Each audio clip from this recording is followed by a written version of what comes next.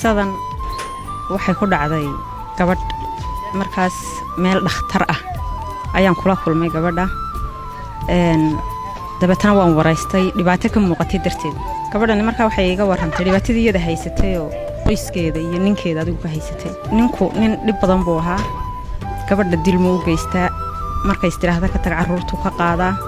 markay ka tagtay ee reerkoodii ku noqotana waxay dhahdaan caruurta daadi warqadana qaado dabeetana waxay noqotay laba daran mid dooro waxay ku adkaysatay markaa inay awlaadeedii iska haysato waxaan la kulmay tiyo dhakhtarkii markaa taala qalliin baa la rabay in lagu sameeyo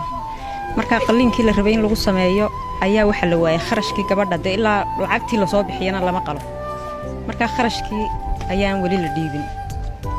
dabeetana hooyadeed baa dul fadhida cid kale markaa u imanayso dhaqdhaqaaqaysaana ma jirto isagina waa ka maqan yahay khilaaf kuma kala maqnaa ee waa nin dabeecaddan uu iska leeyay markaa nin de marka hore wax haystana mu ahayn qof de u dhaqdhaqaaqaya markaa iyada u jajabanna mu ahayn waxay odhanaysaa inaan yahow ladnaantaydu kolley waa lurkaagii laxawga iyo taahaydu marna waa libtaadii caashaqan la beenaystay ee seexday laabtayda dhibtan aan ka ladi waayey ee igu lamaanaatay luufluufka noloshayda iyo labadiblayntayda ma adaa ka helaleyrsi ma adaa markaan liito lac yidhaa hurdada leylka ma adaa ku leexaysta oo lulaya beerkayga ma adaa ku liibaana ciilkiiyo lugoyntayda wacadkii haddaad laashay oo aad lumisay oo tuurtay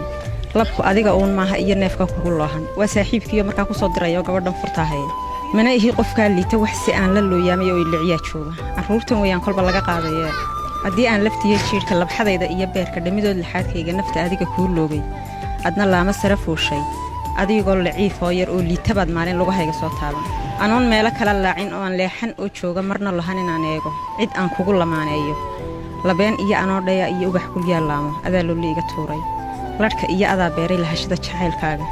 laxan iyo adaa heeso ka garaacay laabtayda iyo lahan yar oo beena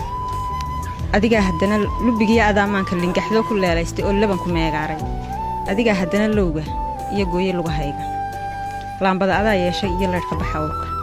60 jeer haddaan eego kuwan aad la loolayso laydhaadu ima qaado lambarkaad garaacayso liiska aan ku jira maanta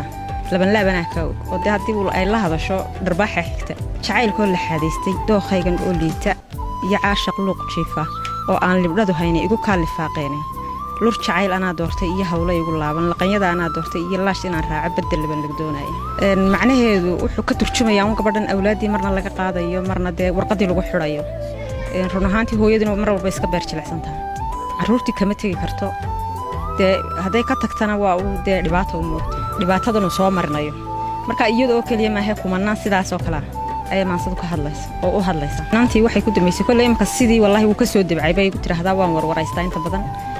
maansadana maalin dhaweydun baan duubay insha allah iyadoo duubitaan waxaan rabaa inaan la wadaago si ay isagoo ay u gaadha adigu qalliinkii walaalkeed baa markii dambe lacagtii bixiyey markii la qalay kabacdi baan anigu markaa iyada waraysi la yeeshay markii hore de gabadh xanuunsanaysa haydoo maanaan waxba is weydiinin laakiin ayaama kadib ayaan dhakhtarkii ku noqda deetana saasaan iyadoo u waraysta